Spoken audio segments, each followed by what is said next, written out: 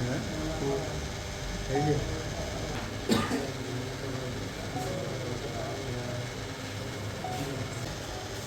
আপনাদের সাথে কোনো লোকজন আসছে? কেউ তাকান এর পরের জীবন যেন আপনার ভালো হয় এবং একটা দৌড়ি কোনো কিছু বলার থাকলে আপনি একটু বলেন যে বক্স বক্স ঠিক আছে। ঠিক আছে আশা করি মোহাম্মদ জাহাঙ্গীর বাড়ি আছে। মোস্তাফিজুর রহমান দিবু ভাই স্বপ্নের রূপগঞ্জ করতে গেলে মাদকের উপরে প্রথম তার নিষেধাজ্ঞা, যে রূপগঞ্জে কোনো মাদক ব্যবসায়ী থাকতে না, কোনো মাদক সেবী থাকতে পারবে না। তার জন্য তার কথা মতো আমরা মাদকের উপরে অভিযান চালাচ্ছি। আমাদের সাথে প্রশাসন আছে, আমরা আছি থাইকা সম্পূর্ণ যত মাদক ব্যবসায়ী আছে তাদেরকে সিন্ডিকেট ভাঙার জন্য আমরা মাদকের লোকজন প্রতিদিনই নিহত ধরতেছি। তার পাশাপাশি যে আমাদের এলাকায় যারা মাদক ব্যবসা করে তারা আমাদের কাছে আত্মসমর্পণ করছে যে আমরা আর কোনো দিন মাদক ব্যবসা করব না। তারপরে আমাদের ভাই মোস্তাফিজুর রহমান দিবু ভাইয়ের সাথে আলোচনা করলাম। ভাই বলল যদি তারা স্বেচ্ছায় ছাইরা দেয় তাদেরকে আমি একটা কাজের ব্যবস্থা করে দিব।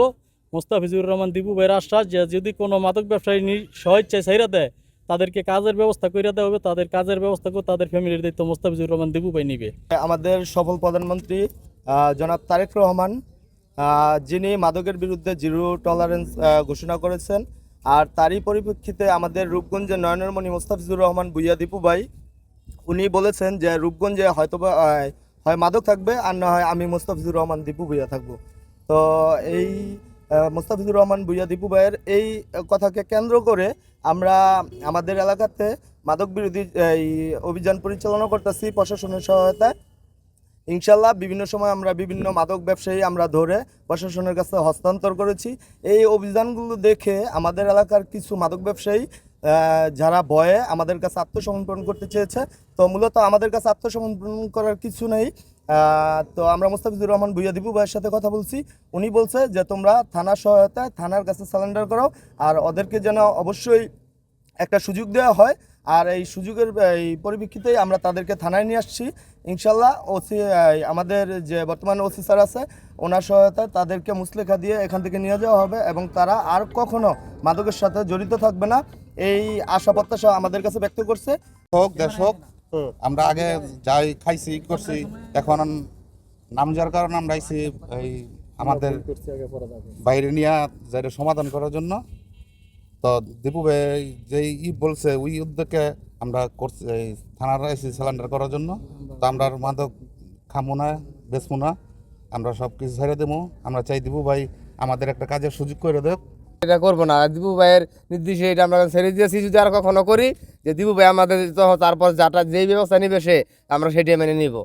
স্থানীয় যে বিএনপির নেতাকর্মী রয়েছে, স্থানীয় ছাত্রদল, যুবদল এবং বিএনপির অঙ্গ সংগঠনের যারা রয়েছে তারা ব্যাপক পরিমাণে এলাকায় জনসচেতনতা এবং সেই সাথে তারা যে বিভিন্ন জায়গা থেকে মাদক ব্যবসায়ীদের নিজ উদ্যোগে তারা গ্রেপ্তার করে আমাদের কাছে আইনের আওতায় আনার জন্য বিশেষভাবে যে প্রেরণা দিয়েছেন, তারই ধারাবাহিকতায় এলাকার যে বিভিন্ন জনগণ রয়েছে সেই জনগণের চাপের মুখে পড়ে এবং পুলিশের অভিযানের চাপের মুখে পড়ে কিছু কিছু মাদক ব্যবসায়ী এখন তারা স্বেচ্ছায় কেউ এলাকা ছেড়ে পলাতক হয়েছে এবং বিভিন্ন জন স্বেচ্ছায় আত্মসমর্পণ করে তারা ভালো হওয়ার জন্য প্রত্যয় ব্যক্ত করেছে।